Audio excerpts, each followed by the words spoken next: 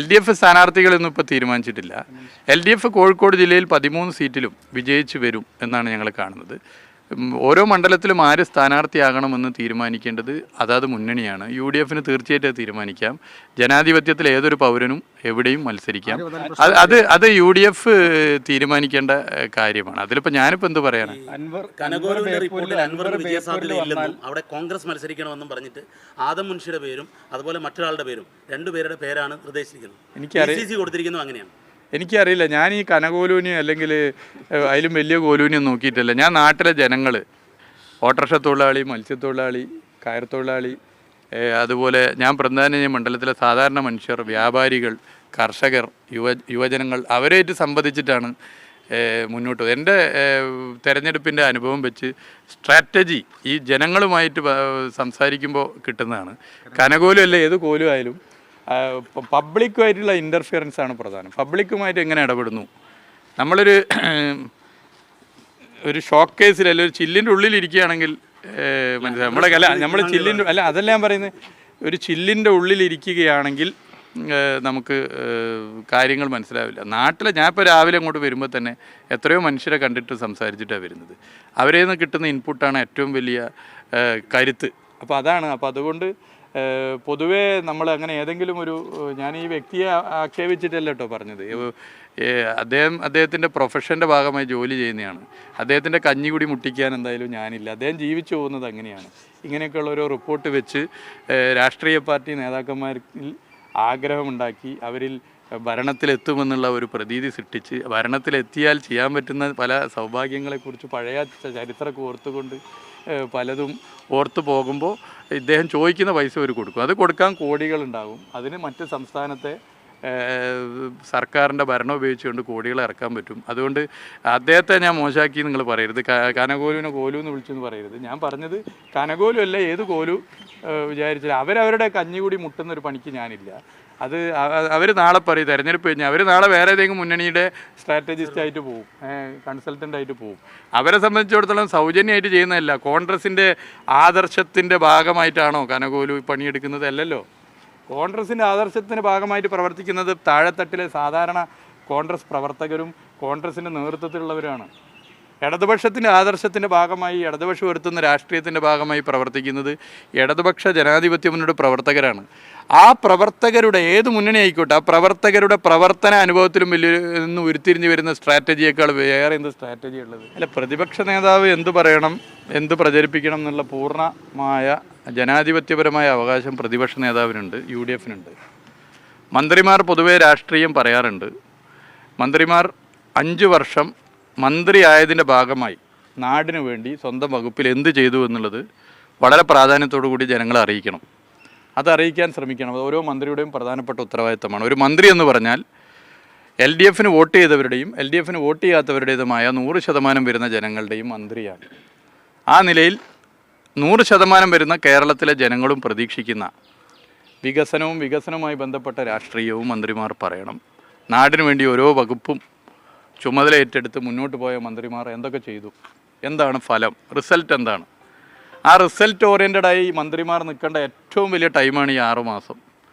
ഇപ്പോൾ വ്യക്തിപരമായി എനിക്ക് ചുമതലയുള്ള 2 വകുപ്പിലും റിസൾട്ട് ഓറിയൻറ്റഡായിട്ടുള്ള പ്രവർത്തനമാണ് ഇപ്പോൾ ഈ കഴിഞ്ഞ കുറച്ച് സമയമായിട്ട് നടത്തിക്കൊണ്ട്. ഇത് ഓരോ വകുപ്പിലും ഓരോ മന്ത്രിമാരും അതാണ് നടത്തുന്നത്. ഇത് പറയണം.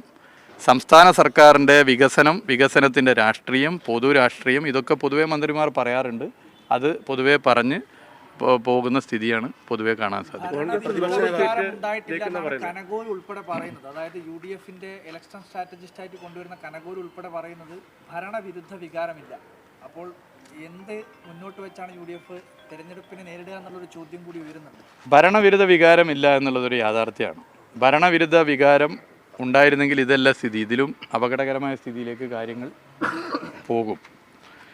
ഇപ്പോൾ ഞങ്ങളെല്ലാവരും നിരവധി കുടുംബയോഗങ്ങളിലും മറ്റും പങ്കെടുത്തു. ഞാൻ 156 കുടുംബയോഗത്തിൽ പങ്കെടുത്തു. കുടുംബയോഗം എന്ന് പറഞ്ഞാൽ ഈ റേഡിയോ ഓൺ ചെയ്തതുപോലെ ഓൺ ചെയ്ത് വെക്കുകയില്ല. ഇങ്ങോട്ടുള്ള കാര്യങ്ങൾ ചോദിക്കാനും കൂടിയുള്ള സമയമാണ്. 13,066 പേരാണ് ഈ 156 കുടുംബയോഗത്തിൽ പങ്കെടുത്തത്. എവിടെയും ഭരണത്തിനെതിരെയോ വികസനത്തിനെതിരെയോ ക്ഷേമപ്രവർത്തനങ്ങൾക്കെതിരെയോ ഒരു ചോദ്യം അല്ലെങ്കിൽ ഒരു വിമർശനം വന്നിട്ടില്ല. സംശയങ്ങൾ പലതും ചോദിക്കും. അത് പറഞ്ഞു പോകും. പൊതുവേ ഭരണവിരുദ്ധ വികാരം പൊതുവേ നമുക്ക് കാണാൻ വേണ്ടി സാധിക്കില്ല. ഓരോ തദ്ദേശ സ്വയംഭരണ സ്ഥാപനങ്ങളിലും അവിടുത്തെ പല പ്രശ്നങ്ങളും ചർച്ച ചെയ്യപ്പെട്ടിട്ടുണ്ട്. വികസനം പൊതുവേ ജനങ്ങൾ അംഗീകരിക്കുന്നു, ക്ഷേമ പ്രവർത്തനം ജനങ്ങൾ അംഗീകരിക്കുന്നു. ഇത് കൂടുതൽ ജനങ്ങളിൽ എത്തിക്കേണ്ടതുണ്ട്. ഇപ്പോൾ എവിടെയെങ്കിലും വോട്ട് കുറഞ്ഞാൽ വികസനത്തിന് വോട്ടില്ല, നമ്മൾ ഇത്രയൊക്കെ ചെയ്തിട്ട് എന്ത് കാര്യം, വികസനത്തിനും ക്ഷേമത്തിനും വോട്ടില്ല എന്നല്ല കരുതേണ്ടത്. വികസന പ്രവർത്തനവും ക്ഷേമ പ്രവർത്തനവും ജനങ്ങളിൽ എത്തിക്കുന്നതിൽ എവിടെയെങ്കിലും പാളിച്ച പറ്റിയോ അതാണ് പരിശോധിക്കുക. അത് പൂർണ്ണമായും കൃത്യമായും പുതിയ കാലത്തിനനുസരിച്ച് ജനങ്ങളിൽ എത്തിക്കാൻ പറ്റിയാൽ ഒരു സംശയമില്ല, ഇതിലും വോട്ട് വർദ്ധിക്കും. കേരളത്തിലെ ജനങ്ങളുടെ പ്രത്യേകത ഓരോ തെരഞ്ഞെടുപ്പിലും ഓരോ രീതിയിലാണ് വോട്ട് ചെയ്യുക. അത് ഏറ്റവും വലിയ തെളിവായിട്ട് നിങ്ങൾക്ക് എടുക്കാൻ പറ്റുന്നത്, ഇപ്പോൾ ഞാനൊക്കെ എൻ്റെ സ്കൂൾ കോളേജ് കാലഘട്ടത്തിലെ 2 തെരഞ്ഞെടുപ്പ്, 1991 1996 തെരഞ്ഞെടുപ്പ്. അന്ന് ഇടതുപക്ഷ ജനാധിപത്യ മുന്നണിയുടെ പ്രവർത്തകനായി ബൂത്ത് പ്രവർത്തിച്ച ആളാണ്. ആ തെരഞ്ഞെടുപ്പിൻ്റെ പ്രത്യേകത എന്താ? നിയമസഭയിലേക്ക് ലോകസഭയിലേക്ക് ഒരുമിച്ചായിരുന്നു തെരഞ്ഞെടുപ്പ്. ഒരേ മനുഷ്യൻ 2 വോട്ട് ചെയ്യാം. ഇപ്പം നമ്മൾ ഈ ത്രിതല പഞ്ചായത്തിലൊക്കെ ചെയ്യുന്നത് പോലെ 2 വോട്ട് ചെയ്യാം. 1991 അവസാന ഘട്ടമായപ്പോൾ ബഹുമാന്യനായ ശ്രീ രാജീവ് ഗാന്ധി കൊല്ലപ്പെട്ടു. വല്ലാത്ത നിലയിൽ അത് പിന്നെ സഹതാപ തരംഗമാക്കി മാറ്റാനുള്ള ശ്രമം നടത്തി. ഏറെക്കുറെ അതിൽ വിജയിച്ചു UDF. എന്നിട്ടും അന്ന് ലോക്സഭാ തെരഞ്ഞെടുപ്പിൽ LDF സ്ഥാനാർത്ഥികൾക്ക് കിട്ടിയതിനേക്കാൾ എത്രയോ അധികം വോട്ട് നിയമസഭാ തെരഞ്ഞെടുപ്പ് കിട്ടിയിരുന്നു. 1996 നിങ്ങളെടുത്തോ, LDFൻ്റെ സ്വീപ്പായിരുന്നല്ലോ നിയമസഭാ തെരഞ്ഞെടുപ്പിൽ. അന്ന് ലോക്സഭയിലേക്കും കോൺഗ്രസ് വിരുദ്ധത പൊതുവെ വന്നല്ലോ. നിങ്ങൾ ഓർക്കുന്നില്ലേ, ദേവഗൗഡയും IK ഗുജറാളൊക്കെ വന്ന തെരഞ്ഞെടുപ്പ്. എന്നിട്ടും 1996 ലോക്സഭയേക്കാൾ പല ഇടങ്ങളിലും നിയമസഭയിൽ വലിയ നിലയിൽ LDFന് വോട്ട് കിട്ടി. അപ്പോൾ LDF പ്രതിപക്ഷമാകാൻ വേണ്ടി ആഗ്രഹിച്ച 1991 തെരഞ്ഞെടുപ്പിലും LDF ഭരണകക്ഷിയാകാൻ വേണ്ടി മലയാളി ആഗ്രഹിച്ച 1996 തെരഞ്ഞെടുപ്പിലും ലോക്സഭ സ്ഥാനാർത്ഥികളെക്കാൾ നിയമസഭാ സ്ഥാനാർത്ഥികൾക്ക് വലിയ പേഴ്സൻറ്റേജ് വോട്ട് കിട്ടി.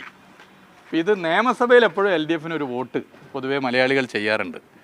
കേരളം എടുത്ത് പരിശോധിച്ച് കേരളത്തിൽ 2009 മണ്ഡല പുനർവിഭജനം, ആദ്യം നടന്ന തെരഞ്ഞെടുപ്പ് മണ്ഡല പുനർവിഭജനത്തിന് ശേഷം ലോക്സഭാ തെരഞ്ഞെടുപ്പായിരുന്നു 2009. 2011 മണ്ഡല പുനർവിഭജനത്തിന് ശേഷം നടന്ന തെരഞ്ഞെടുപ്പ് 2011, 2016, 2021.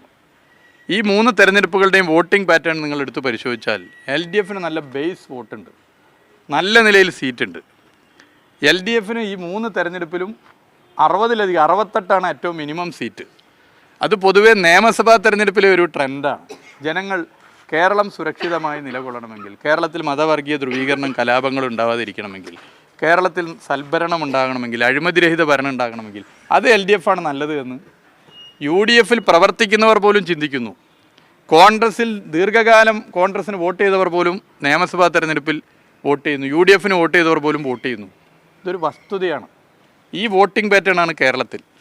ഇതല്ല എന്ന് സ്ഥാപിക്കൽ UDFൻ്റെ ഏറ്റവും വലിയ ലക്ഷ്യമാണ്. അതവർ ചെയ്യും, അതിനവരെ കുറ്റം പറഞ്ഞിട്ട് കാര്യമില്ല. പക്ഷേ അവരുടെ ഇൻറ്റേർണൽ മീറ്റിങ്ങിൽ അവരിത് പറയാറുണ്ട്.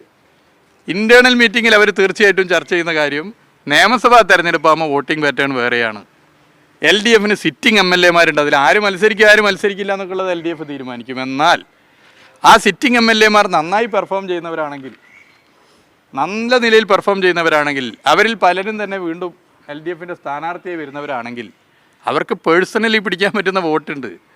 ഇനി ആ സിറ്റിംഗ് MLA നന്നായി പെർഫോം ചെയ്യുന്ന LDFൻ്റെ സിറ്റിംഗ് MLA ആണ്, മത്സരിക്കുന്നില്ല, പക്ഷേ ആ മണ്ഡലം ഏറ്റവും നല്ല നിലയിൽ നേഴ്സ് ചെയ്ത MLA ആണെങ്കിൽ അതിൻ്റെ ഗുണം LDFൻ്റെ അടുത്ത സ്ഥാനാർത്ഥിക്ക് കിട്ടും. ഇതൊരു വസ്തുതയാണ്. അപ്പോൾ ചുരുക്കി പറഞ്ഞാൽ കേരളത്തിൽ ഏകദേശം ഒരു 100ൻ്റെ അടുത്ത് സീറ്റിൽ ഈ അപകടം അവർക്കുണ്ട്. ഒരു 10 സീറ്റിൽ, ഞാനീ പറഞ്ഞ 10-13 സീറ്റിൽ ചെറിയ വോട്ടിൻ്റെ വ്യത്യാസമാണ്. അപ്പോൾ ഈ മിഷൻ 110 എന്ന സ്പെഷ്യൽ ക്യാബിനറ്റിൻ്റെ ലക്ഷ്യം അത് യാഥാർത്ഥ്യമാക്കാൻ വലിയ ബുദ്ധിമുട്ടില്ല, നല്ല നിലയിൽ യാഥാർത്ഥ്യമാക്കാൻ പറ്റും. ജനങ്ങൾക്കിടയിൽ സാധാരണ ഇടതുപക്ഷ പ്രവർത്തകരായിട്ടാണ് ഞങ്ങളൊക്കെ പ്രവർത്തിക്കുന്നത്. മന്ത്രി എന്ന് പറഞ്ഞാൽ കൊമ്പൊന്നുമില്ല. ഞങ്ങളെല്ലാവരും നിങ്ങൾ കാണുന്നില്ല, നിങ്ങളിപ്പോൾ എത്ര കാലമായി കാണുന്നത്, എന്തൊക്കെ പ്രചരണം കുപ്രചരണം നടത്തി ഒരു ഡ്രസ്സ് തയ്പ്പിക്കാൻ നോക്കിയാൽ ഡ്രസ്സ് ഫിറ്റായില്ലല്ലോ. എന്താ ഫിറ്റാവാത്തത്? ഞങ്ങളുടെ രീതിയാണ്, ജനങ്ങളോട് ഞങ്ങളുടെ രീതിയാണ്, ആ രീതിയുടെ ഭാഗമാണ്. അഹങ്കാരി എന്ന് ആർക്ക് എതിരാളിക്കും വിളിക്കുക, പക്ഷെ അഹങ്കാരിയാണോ അല്ലയോ എന്ന് ഓരോ ഇടതുപക്ഷ പ്രവർത്തകനെയും ഓരോ മന്ത്രിയെയും വിലയിരുത്തേണ്ടത് ജനമാണ്, ജനത്തിൻ്റെ അനുഭവത്തിൽ നിന്നാണ്. അഹങ്കാരി, താൻ പ്രമാണിത്വം, ജനങ്ങളെ കാണുന്നില്ല, ഇങ്ങനെയൊക്കെ പറയാം, ജനാധിപത്യത്തിൽ ആർക്കും പറയാം. പക്ഷെ അത് ശരിയാണോ തെറ്റാണോ എന്ന് വിലയിരുത്താനുള്ള ജനാധിപത്യപരമായ അവകാശം പൗരനുണ്ട്. ആ ആത്മവിശ്വാസമാണ് കേരളത്തിലെ മന്ത്രിസഭയിലെ ഞങ്ങൾ ഓരോരുത്തർക്കും. ആ ആത്മവിശ്വാസമാണ് ഇടതുപക്ഷ ജനാധിപത്യ മുന്നണിയുടെ ഓരോ പ്രവർത്തകർക്കും ഉള്ളത്. അതുകൊണ്ട് മിഷൻ 110 എന്ന സ്പെഷ്യൽ ക്യാബിനറ്റിൻ്റെ ഇന്നലത്തെ തീരുമാനം യാഥാർത്ഥ്യമാക്കാനുള്ള എല്ലാ ശ്രമവും നടത്തി അത് ലക്ഷ്യത്തിലെത്തിക്കാനാകും എന്നാണ് ഞങ്ങൾ വിശ്വസിക്കുന്നത്.